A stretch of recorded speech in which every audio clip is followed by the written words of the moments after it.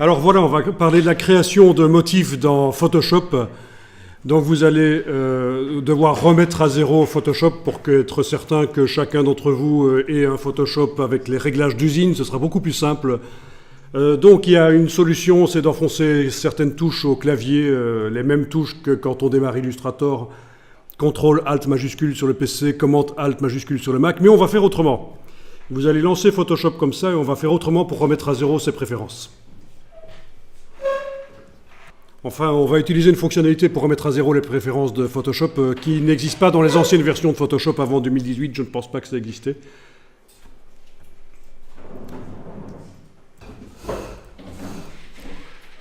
Voilà. Donc, Photoshop. Vous avez lancé Photoshop. Donc, vu que c'est un ordinateur utilisé par plein de personnes différentes, vous récupérez toutes leurs modifications de Photoshop. C'est assez ennuyeux. Donc voilà ce qu'on va faire, vous allez, puisqu'on est sur un Mac, il y a un menu Photoshop, sinon sur un PC ce serait évidemment le menu édition.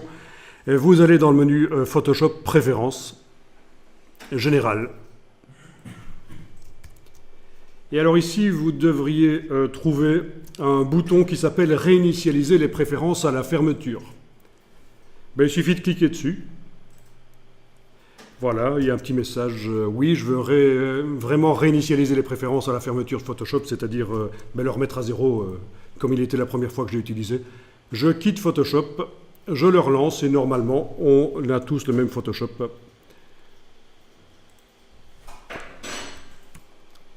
Donc, est-ce que vous voyez qu'une fenêtre flottante arrive comme ça? Donc, c'est prévu quand on travaille... Donc ça, c'est quand on travaille sur plusieurs écrans, mais ici, je travaille avec un seul écran, donc ça n'a aucun sens de rester avec une fenêtre flottante comme ça pour Photoshop. L'idée, c'est de faire passer l'application sur d'autres écrans, quoi. Donc là, si vous avez comme moi cette fenêtre flottante, vous allez dans le menu Fenêtre, vous décochez Cadre de l'application. Et voilà. Alors, la palette des outils, je vais la faire passer en 2 colonnes. L'interface ici chez moi, dans les préférences interface, je vais la mettre en plus clair. Vous n'êtes pas obligé de le faire, bien sûr. C'est juste pour la projection ici, avec le projecteur, ce sera un peu mieux, je pense. Oui, alors oui, si menu fenêtre ici, outils, si vous avez en effet fermé la palette des outils, ce sont des choses qui arrivent à tout le monde, même au meilleur. Alors voilà, on va créer un nouveau document. Bon, c'est la nouvelle boîte de création de documents, mais peu importe, c'est pas très grave ici, pour ce que je vais faire, que ce soit l'ancienne boîte ou la nouvelle.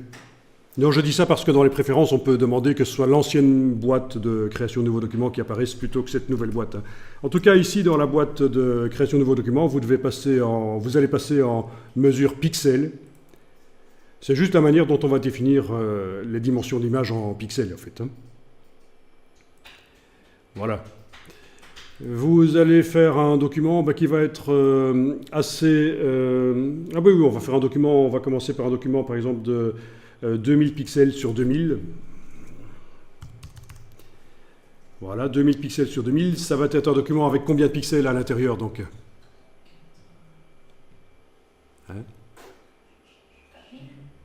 4000 pixels? Non, 4 millions, oui, 4 millions. 2000 fois 2000, ça fait 4 millions. C'est un document 4 millions de pixels. C'est ce qu'on appelle un document 4 mégapixels. Quand on vous parle de mégapixels, c'est généralement pour les appareils photo, pour les smartphones, on vous indique la qualité du capteur. Eh bien, ça indique le nombre de millions de pixels que le capteur crée nativement. Qu'est-ce qu'il est capable vraiment de créer, le capteur de l'appareil photo. Et 4 mégapixels, voilà, c'est l'équivalent d'un vieil appareil photo numérique, quoi, les performances d'un vieil appareil photo numérique ou d'un petit smartphone. Alors, souvent on pose la question, la résolution, qu'est-ce qu'il faut mettre? Eh bien, vous allez apprendre avec moi que la résolution n'a aucune importance, contrairement à tout ce qu'on vous dit. Ça n'a aucune importance dans les images Photoshop.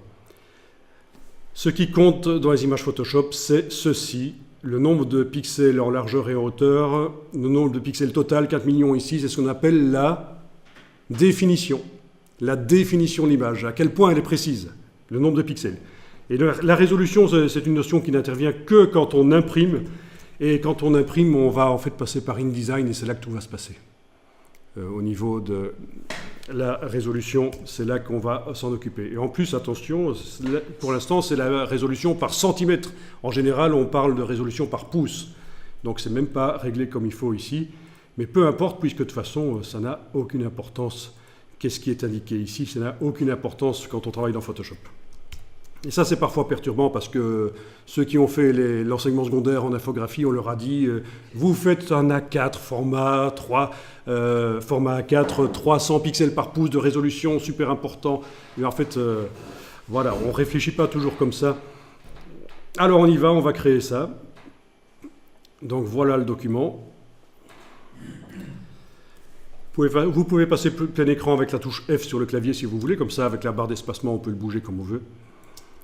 Et alors on va le remplir avec des motifs préexistants dans Photoshop. Alors, contrairement à Illustrator, il n'y a pas vraiment une palette avec des motifs dedans. La palette nuancier, par exemple, ici dans Photoshop, ne contient pas les motifs. Dans Illustrator, c'était dans la palette nuancier qu'on voyait les motifs, mais pas ici dans Photoshop. En fait, les motifs, ils apparaissent à différents endroits dans Photoshop de temps en temps. Eh bien, par exemple, ici, on va remplir cette image avec un motif. Donc, vous allez faire édition, remplir. Raccourci clavier de édition, remplir, il est indiqué là, mais je ne vous conseille pas d'utiliser celui-là, on va utiliser un autre. Bon, c'est souvent qu'on utilise édition, remplir, donc autant faire le raccourci clavier. Donc, les raccourcis clavier pour remplir, ce sera la touche majuscule et en même temps la touche suppression ici. Ne vous occupez pas des touches orange ici, ça n'a rien à voir. Donc majuscule ici et suppression, c'est le raccourci pour appeler la boîte remplir. Alors ici, dans la liste, on va choisir avec quoi on remplit. On va choisir qu'on remplit avec un motif. Quel motif? Eh bien, vous avez ici des motifs. Alors, j'en ai certains ici que vous n'avez sans doute pas. Est-ce que les premiers, vous les avez les mêmes que moi? Ok. Ceux-ci, c'est des motifs que j'ai fait précédemment moi-même, et on en fera aussi. Hein. D'accord. Alors, dans le petit menu ici, quand vous êtes passé dans la palette des motifs, parce qu'elle est là, voilà, la palette des motifs, elle apparaît quand on est dans certaines boîtes de Photoshop. Dans le petit menu ici, vous avez différents motifs, différentes bibliothèques de motifs qui existent. Je vais aller chercher surface artistique, par exemple, je vais aller voir ça. Et je vais demander de quoi ajouter à ceux qui existent déjà dans la palette. Oui, pourquoi pas, ajouter. Voilà, et la palette, je vais l'agrandir. Voilà, ils sont là. Ok, je vais aller en chercher d'autres. Motifs hérités. C'est des choses anciennes, quoi. C'est des styles anciens. Ajouter. Voilà. C'est pas exactement ce que j'espérais, mais bon. Enfin voilà, c'est pas génial tout ce qu'il y a là. Je veux dire, c'est assez limité.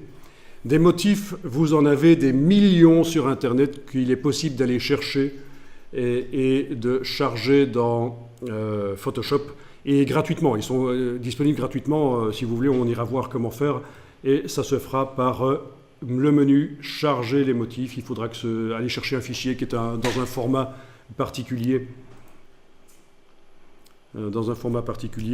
dont je ne me souviens plus exactement, un point .ptn ou un truc du genre, on verra. En tout cas, voilà. Comme les brushes, en fait. Oui, c'est comme les brushes de Photoshop ou d'Illustrator. Il y a plein de choses qui existent. Ok. Alors il y a beaucoup de motifs en noir et blanc parce qu'en fait on s'en sert aussi pour modifier les surfaces. Quand on fait du lettrage par exemple, on s'en sert pour modifier le bosselage sur les objets et qu'ils soient en couleur ou en noir et blanc n'a aucune importance à ce moment-là puisque de toute façon ça ne tient pas compte de la couleur. Ok, bon c'est pas génial, il n'y en a pas énormément. En tout cas, voilà, vous pouvez tester le remplissage d'un des motifs. Le remplissage va être en mode normal, c'est-à-dire recouvrant, pas de mélange avec ce qui se trouve déjà sur la feuille, 100% d'opacité. Il y a possibilité, avec un script, de générer des motifs procéduraux, mais on ne va pas le faire ici pour l'instant. Il y a possibilité de créer des calques de motifs, parce que là, je viens de modifier les pixels du calque. Les pixels du calque d'arrière-plan ont été modifiés par le remplissage du motif, mais en fait, on peut aussi faire des calques de motifs, mais c'est un peu moins intéressant, je trouve. Oui, ben c'est le principe des sites internet. En effet, c'était souvent utilisé au début du web pour faire des fonds de page. Ça peut encore être intéressant. Voilà. Donc, vous pouvez tester, vous avez compris le principe. Donc, ok. Ben écoutez, on va faire une nouvelle image à côté de celle-là. Vous pouvez la garder ouverte et on va faire une nouvelle image, mais attention, elle va être plus petite. Hein. N'allez pas trop vite. On va faire ça. Alors, fichier nouveau. Je vous propose de faire une image de 200 pixels sur 200. Donc ça va être la base de notre motif. Encore une fois, la résolution n'a pas d'importance. Le fait qu'on soit en couleur RGB, c'est vraiment ce qu'il faut. Hein. On ne travaille pas en CMJN dans Photoshop, sauf si vous avez une extrêmement bonne raison de le faire. Là aussi, dans l'enseignement secondaire en infographie, on vous dit, si c'est pour l'impression, faites toujours en CMJN. C'est faux, il faut faire en RGB, et puis on transformera en CMJN. Vous savez ce que c'est ceci? C'est ce qu'on appelle la profondeur de pixels. Combien de nuances de couleurs on peut mettre dans l'image? Si on reste en 8 bits, on est en 16 millions de nuances. Si on passe en 16 bits, on est en milliards de nuances. 32 bits, c'est encore plus. Ça n'a pas un intérêt pour la photographie, c'est plutôt quand on fait de la 3D pour des textures. Rester en couleur RGB 8 bits, c'est bien. Voilà votre image donc qui fait 200 pixels sur 200. Alors, on va aller dessiner là-dessus et faire notre propre motif. Vous allez activer le pinceau.